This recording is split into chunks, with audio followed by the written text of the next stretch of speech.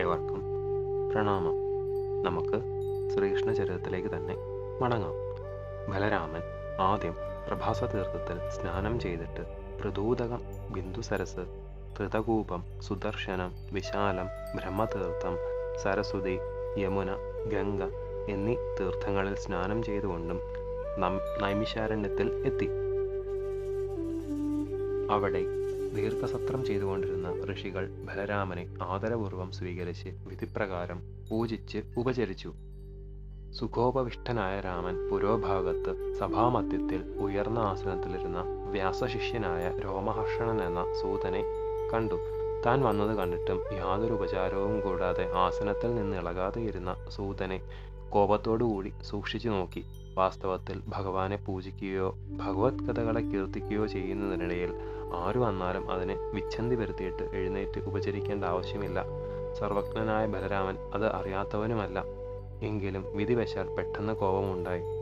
ധർമ്മപാലകരായ ബ്രാഹ്മണരെയും നമ്മെയും മാനിക്കാതെ ഉയർന്ന ആസനത്തിൽ ഇരിക്കുന്ന ദുർമതിയായ ഈ പ്രതിലോമജൻ വധാർഹൻ തന്നെ. സാക്ഷാത് വ്യാസഭഗവാന്റെ ശിഷ്യനും ധർമ്മശാസ്ത്രങ്ങളെല്ലാം നല്ലവണ്ണം പഠിച്ചവനുമായ ഇവൻ ധർമ്മമെന്തെന്ന് അറിഞ്ഞുകൊണ്ട് തന്നെയാണ് നമ്മെ അപമാനിച്ചത്.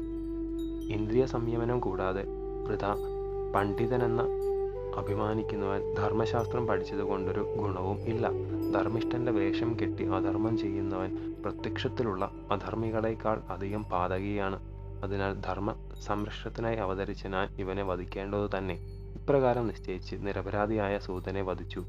സൂതന്റെ അകാരണമായ വധം മഹർഷിമാർക്ക് വ്യസനമുണ്ടാക്കി. പ്രഭോ, അവിടുന്ന് അധർമ്മം പ്രവർത്തിച്ചുവല്ലോ. ഞങ്ങൾ സൂതന് യാഗസമാപ്തി വരെ ആയുസ്സും ആരോഗ്യവും നൽകി പുരാണ കഥനത്തിനായി ബ്രഹ്മാസനവും കൊടുത്ത് ഇരുത്തിയതാണല്ലോ. അതിനാൽ സൂതവധം ബ്രാഹ്മണവധം തന്നെയായിപ്പോയി. യോഗേശ്വരനായ നിന്തിരുവടിക്ക് വിധി നിഷേധങ്ങളോ പുണ്യപാപങ്ങളോ ബാധകമല്ല.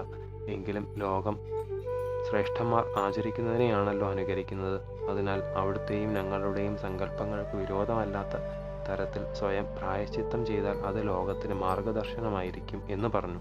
ബലരാമൻ മുനിമാരുടെ ഉപദേശം അംഗീകരിച്ചു. ആത്മാവൈ പുത്രനാമസി എന്ന വേദവാക്യമനുസരിച്ച് തൽക്ഷണം രോമഹർഷണന്റെ ശരീരത്തിൽ നിന്നും ഉഗ്രസ്രവസ് എന്ന പുത്രനെ സൃഷ്ടിച്ചിട്ടു. ഇവൻ ആയുസ്, സാമർഥ്യം, ബലം എന്നിവയോട് കൂടിയവനായി നിങ്ങളുടെ പുരാണ വക്താവായി ഭവിക്കും. ഇനി ബ്രഹ്മഹത്യാപാപം തീരുവാൻ ഞാൻ എന്ത് പ്രായശ്ചിത്തം ചെയ്യണം പറയുവിൻ എന്ന് പറഞ്ഞു. ഋഷികൾ പറഞ്ഞു, ഇല്ലുലന്റെ പുത്രനായ ബെല്ലുലൻ എന്ന രാക്ഷസൻ പർവ്വം തോറും വന്ന് പൂവേശോണിത മൂത്രാദികൾ വർഷിച്ച് ഞങ്ങളുടെ യാഗം ദൂഷിപ്പിക്കുന്നു. അവനെ വധിച്ചാലും പിന്നെ 12 മാസം കൊണ്ട് ഭാരതം മുഴുവനും പ്രദക്ഷിണമായി സഞ്ചരിച്ച് തീർത്ഥസേവ ചെയ്യണം. എന്നാൽ പാപം നശിച്ച് പരിശുദ്ധനായി ഭവിക്കും. ബലരാമൻ ബെല്ലുലന്റെ വരവും കാത്ത് നൈമിഷാരണ്യത്തിൽ താമസിച്ചു. അമാവാസി ദിവസം പ്രചണ്ഡമായ പാംസു വർഷവും കൊടുങ്കാറ്റും ഉണ്ടായി. അസഹ്യമായ ദുർഗന്ധം സർവത്ര വ്യാപിച്ചു. ആ സമയം ശൂലവും ധരിച്ചുകൊണ്ട് ബെല്ലുലൻ ദൃശ്യനായി. തുടർന്ന് യജ്ഞശാലയിൽ വിൺമൂത്ര വർഷവും ഉണ്ടായി. ബലരാമൻ മുസലായുധത്തെയും ഹലായുധത്തെയും സ്മരിച്ചു വരുത്തി. ഹലായുധം കൊണ്ട് അസുരനെ വലിച്ചടുപ്പിച്ച് മുസലം കൊണ്ട് തലയ്ക്കടിച്ചു കൊന്നു. സന്തുഷ്ടരായ ഋഷികൾ രാമനെ സ്തുതിച്ച് മൂർധാവിൽ അഭിഷേകം ചെയ്ത് ആശീർവദിച്ചു. ഒരിക്കലും വാടാത്ത വൈജയന്തിമാലയും ദിവ്യവസ്ത്രങ്ങളും ദിവ്യാഭരണങ്ങളും കൊടുത്തു. രാമൻ അവയെ സ്വീകരിച്ച് മുനിമാരോട് യാത്ര പറഞ്ഞ് ബ്രാഹ്മണരോടുകൂടി തീർത്ഥയാത്ര പുനരാരംഭിച്ചു. ആദ്യം കൗശകി നദിയിൽ സ്നാനം ചെയ്തിട്ട് സരയൂ നദിയുടെ ഉത്ഭവസ്ഥാനമായ സരോവരത്തിൽ എത്തി. അവിടെ നിന്നും നദീതീരത്തിൽ കൂടി സഞ്ചരിച്ച് പ്രയാഗയിലെത്തി. സംഗമസ്നാനവും പിതൃതർപ്പണവും ദാനങ്ങളും ചെയ്തു. അവിടെ നിന്നും ഹരിക്ഷേത്രത്തിൽ പോയിട്ട് ഗോമതി, ഗണ്ഡകി, വിഭാഷ, ശോണം എന്നീ നദികളിൽ സ്നാനം ചെയ്തിട്ട് ഗയയിൽ എത്തി പിതൃക്രിയകൾ ചെയ്തു. പിന്നീട് ഗംഗാസാഗര സംഗമത്തിൽ പോയി സ്നാനം ചെയ്തിട്ട് മഹേന്ദ്രപർവ്വതത്തിൽ തപസ്സു ചെയ്തുകൊണ്ടിരുന്ന പരശുരാമനെ കണ്ട് നമസ്കരിച്ചു. അവിടെ നിന്നും ഗോദാവരി 7 കൈവഴികളായി സമുദ്രത്തിൽ ചെന്നു ചേരുന്ന ഘട്ടത്തിൽ സ്നാനം ചെയ്തു. പിന്നീട് ക്രമേണ വേണ, പമ്പ, ഭീമരതി എന്നീ പുണ്യനദികളിൽ സ്നാനം ചെയ്തു. തുടർന്ന് തന്തക്ഷേത്രവും പ്രസിദ്ധമായ ശ്രീശൈലവും ദ്രാവിഡ ദേശങ്ങളിൽ വെച്ച് മഹാപുണ്യസ്ഥലമെന്ന് പ്രസിദ്ധമായ വെങ്കടാദ്രിയും സന്ദർശിച്ചു.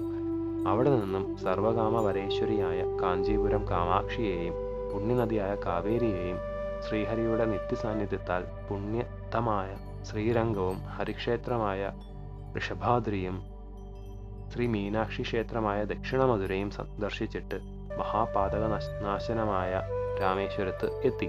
അവിടെ ബ്രാഹ്മണർക്ക് 10,000 പശുക്കളെ ദാനം ചെയ്തു. അവിടെ നിന്നും കൃതമാല, താമ്രപണ്ണി എന്നീ നദികളിൽ സ്നാനം ചെയ്തിട്ട് കലാചലമായ മലയപർവ്വതത്തിൽ എത്തി അഗസ്ത്യ മഹർഷിയെ കണ്ടു വന്ദിച്ച് അനുഗ്രഹം വാങ്ങി. തെക്കേ സമുദ്രക്കരയിൽ സ്ഥിതി ചെയ്യുന്ന കന്യാകുമാരിയെ ദർശിച്ചു. അവിടെ നിന്നും ഭാൽഗുനം അഥവാ അനന്തശയന ക്ഷേത്രവും പഞ്ചാപ്സരസ് അഥവാ പത്മതീർത്ഥവും ദർശിച്ചു. ശ്രീഹരിയുടെ വിശേഷ സാന്നിധ്യമുള്ള അവിടെ വെച്ച് 10,000 പശുക്കളെ ദാനം ചെയ്തു.